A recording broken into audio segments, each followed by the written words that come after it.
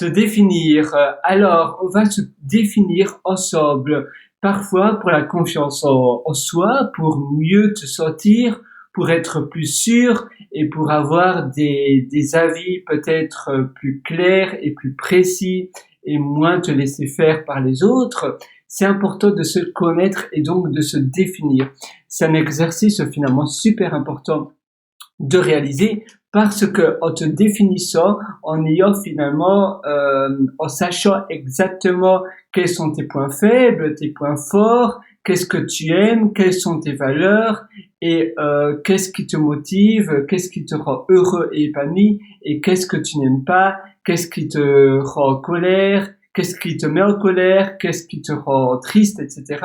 Eh bien, tu vas vraiment savoir quoi faire durant tes journées, tu vas savoir exactement quelles décisions tu ne dois plus faire, quelles erreurs tu ne dois plus reproduire et quelles choses tu dois faire à la place, vers quel lifestyle tordre, etc.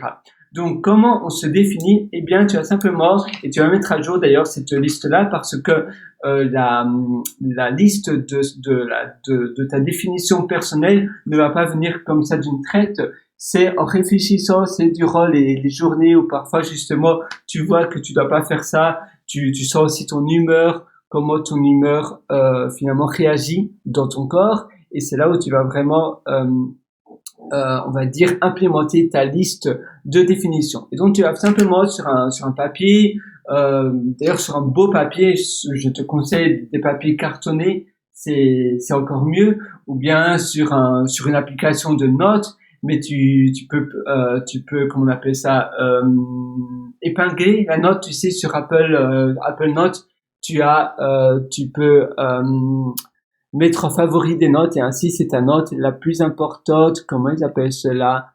Euh, alors, voyons. Normalement, c'est mis, oui, pin. Tu peux pin note et unpin a note.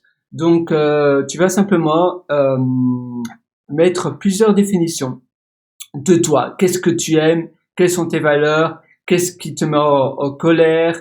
Qu'est-ce qui te rend triste? Qu'est-ce qui te rend épanoui? Qu'est-ce qui te génère de l'énergie? Et cette liste, en général, il doit avoir 5 à 10 points positifs et 5 à 10 points négatifs. Négatifs, c'est les choses qui sont néfastes pour toi. Et tu vas mettre 2 listes et puis après, tu vas changer ton lifestyle, tu vas changer ta routine pour que ta routine et ton lifestyle, donc ta routine quotidienne, tend vers cette liste. Ça veut dire que cette routine quotidienne va en faveur vers la liste de définitions que tu t'es créée. C'est important d'avoir vraiment une liste de définitions qui t'aide et qui te permet d'évoluer de manière finalement épanouie dans ta vie, dans ton train-train quotidien. En faisant cela, tu vas augmenter ton bonheur, tu vas augmenter ton épanouissement, mais aussi ta confiance en toi, comme on en parlait. Tu vas être plus sûr et tu vas savoir quelles sont les bonnes décisions et les mauvaises décisions pour toi. C'est une liste que tu vas mettre à jour continuellement et tu vas essayer de la lire une fois tous les matins.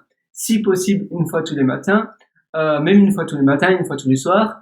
Et durant la journée, tu vas savoir exactement qu'est-ce que tu dois faire et qu'est-ce que tu ne dois pas faire tous les jours. Je t'ai d'ailleurs aussi concocté un atelier pour aller beaucoup plus loin qui se trouve sur mon site pierrewriter.com, pierrewriter.com. Sur le menu du haut, le menu principal, tu as un lien mes méthodologies et là, tu verras, il y a quelques ateliers et tu as l'atelier sur la belle vie, tu as aussi l'atelier pour bien te sentir et tu en as d'autres. Dans la plupart, c'est vraiment sur le développement personnel, mais aussi sur le bien-être, sur la productivité et sur le succès. Et ça, c'est très important. J'ai d'ailleurs publié aussi un livre, Le succès n'est pas loin, sur Amazon. Tu as aussi un lien sur mon site pierrewriter.com. Allez, sur ce, je te souhaite vraiment tout le meilleur du fond du cœur et à très bientôt pour une prochaine. Ciao.